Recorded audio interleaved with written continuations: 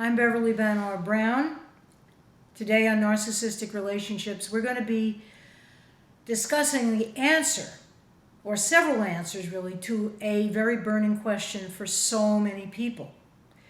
In my career as an intuitive, who does intuitive readings, as an intuitive also life and relationship coach and love mentor, the issue has come up so many times.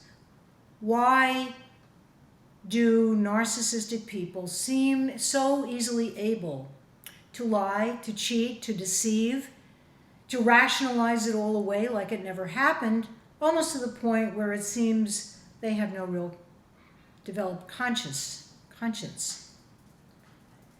This is a very, very major problem if you're attempting to have any kind of an ongoing connection with them.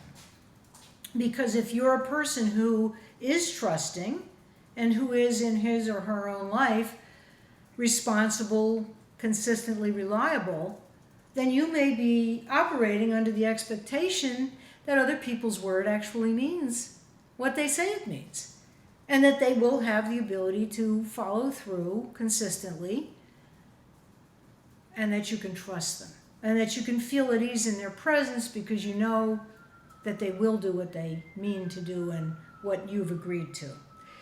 It is a huge disappointment for so many people and a deep hurt when they find out otherwise. So how can you protect yourself? Why does it happen in the first place? Well, narcissists, remember, please, have an underlying insecurity that plagues them.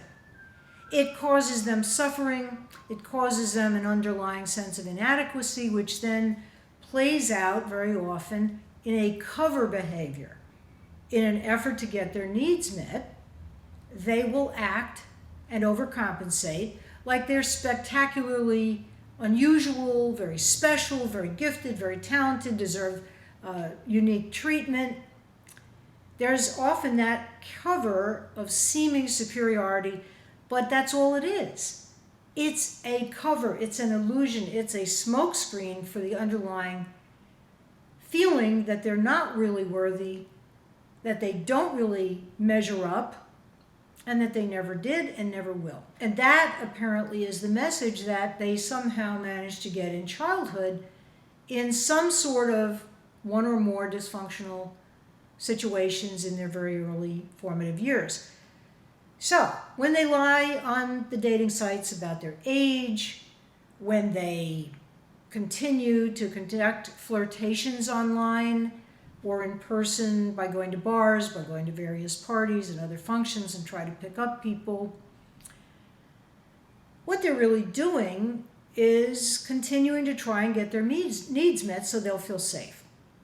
It's a critically important thing in understanding any human relationship to know that we're all people who feel we have needs and wants, and we do what we need to do to try to feel safe, to have a sense of security, to have a sense that it's okay to be on this earth and function as we do.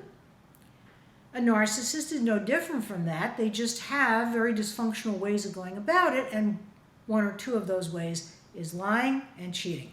Fidelity is very hard for them. It's terribly hard for them very often because unless they feel, and it's almost impossible for them really to believe this because their ability to trust has been so damaged, unless they feel that you as their partner or prospective partner are always going to be in an unquestioning position of absolute adulation and adoration for them, they're always worried. Abandonment could happen. Death could happen. You could find another partner who you find more delightful and enticing and stable.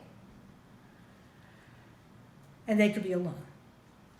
And the aloneness possibility would then leave them with that void, that critical battery charger supply that I've talked about before on other videos, which is their lifeblood emotionally. What people can't or haven't yet learned how to give them to themselves, they look outside of themselves to manifest. And so the idea of having someone or several someones as kind of a stable,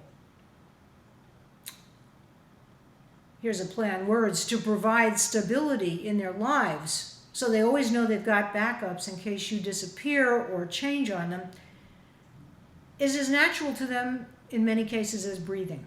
They don't think about it, they don't regard it as anything wrong or bad or being unfaithful. It's just what they need or want to survive and to thrive as well as they can under the belief system, the old BS that they're carrying.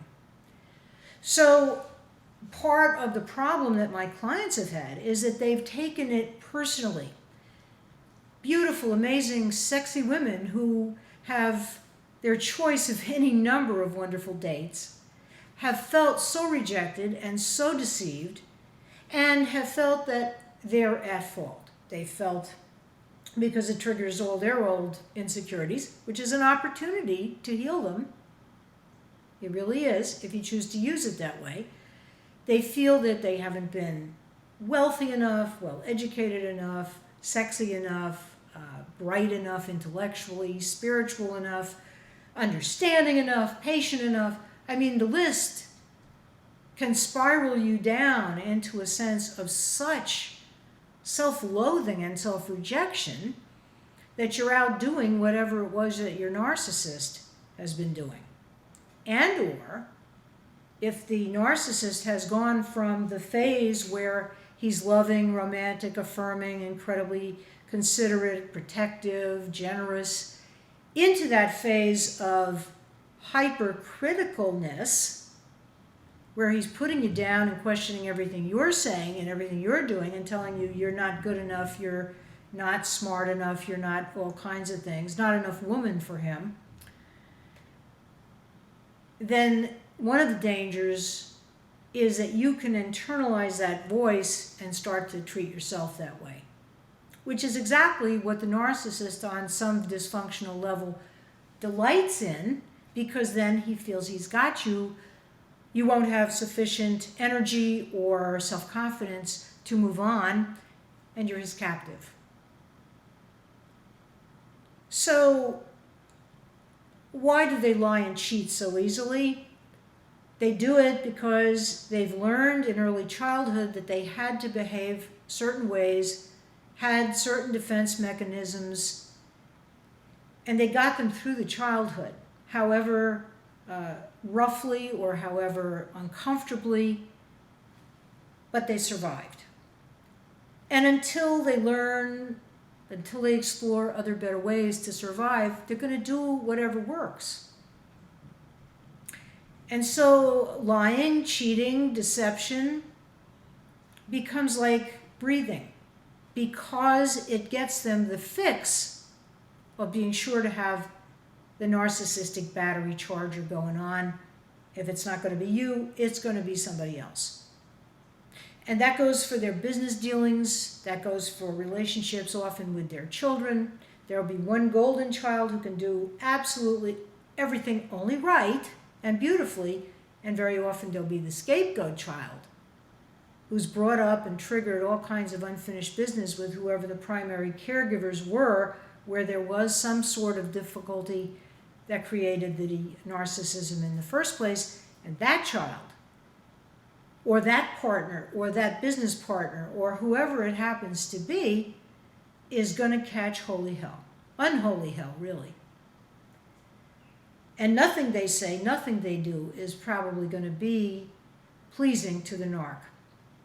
So it's a complicated and multifaceted answer. It would require much more time and go further into depth than I can do on one video. What I would suggest you do, though, and let me leave you with some golden nuggets to help you make an informed decision about what your next step should be. Golden nugget number one that I'd love to share with you today: know that you're dealing with somebody whose issues are long-standing.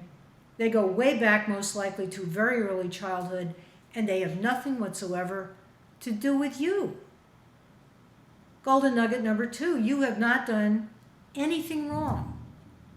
And there is no need or reason to blame yourself or keep exhausting yourself by looking for areas where you could be doing it better or they could be doing it better. It just is what it is. And unless or until they have the epiphany that maybe they have some responsibility and maybe they do some professional work with someone who has a lot of experience in working with narcissists, crazy makers, drama kings, and queens, because believe me, it's a specialty unto itself. They're going to have, most likely, these symptoms persist, and very often they tend to get worse over time, not better, unless they're attended to. Next golden nugget, in your own life, ask yourself, what is it that's the payoff for you continuing to stay in this situation? Because the truth is, we don't do things ongoingly in life unless there is something that we're getting from it. Explore perhaps the possibility that you're living with those, where are they? I've lost my rose-colored glasses for the purpose of this video. And that's okay too, because you know what they look like if you've seen my other videos. Here they are.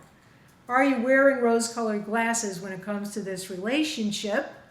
And is it time to take them off and put them away and see who's really there? Your relationship to them, their relationship to you. Ask yourself the question, is this the road you want your life to go on? If you continue in this manner, how's it going to be for you? And now I'm going to put the rose-colored glasses on again to ask you, how's it going to be 6 or 7 months from now? How's it going to be a year from now? How's it going to be 4 years from now? How's it going to affect your health? Let me take the rose-colored glasses off, because I want you to see with true eyes and know and hear with true ears and know from that deep knowing within you where all the true answers to every question you've ever had will reside 24/7. How are you going to help yourself? How are you going to help your family? How are you going to help the narcissist by enabling him or her to continue behaving this way and being involved with somebody who's so worn down or so insecure themselves at this point that they're codependent and willing to allow this? Please remember, next golden nugget, we train others how to view us by how we view ourselves and how we respond to the way they treat us. It's a reciprocal arrangement. Please do not sell yourself short. Do not allow internalized messages either from your childhood or from nasty things you're hearing now from another person or people to get you in that place of insecurity and unhappiness where you allow things to persist that are really not in your best interests.